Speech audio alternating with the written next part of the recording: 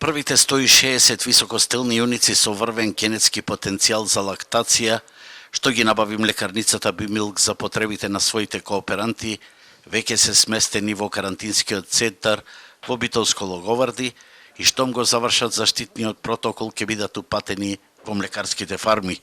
Тие се само 10% од предвидените грла, холштајни сименталки, што кооперантите ги купуваат, а добиваат финансиска поддршка од Министерството за земјоделство преку мерките за рурален развој.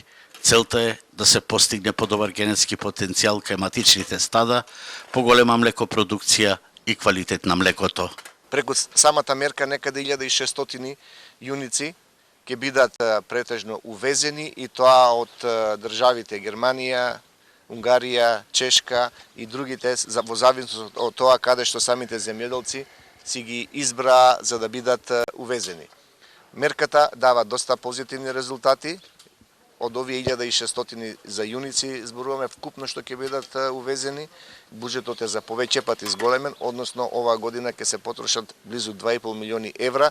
Зборуваме 2,5 милиони евра кои што ќе бидат вложени од страна на државата преку програмата за рурален развој, а исто толку станува збор дека ќе бидат вложени од страна на сточарите.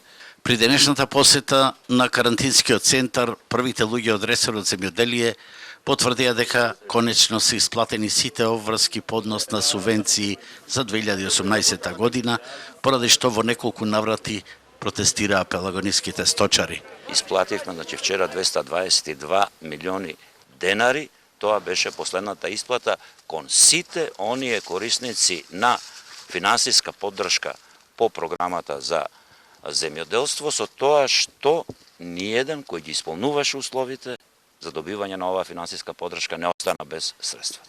Дали овие мерки ќе помогнат за да се произведе поквалитетно млеко и да се постигне повисока откупна цена заради спречување падот на сточарството, останува да се види.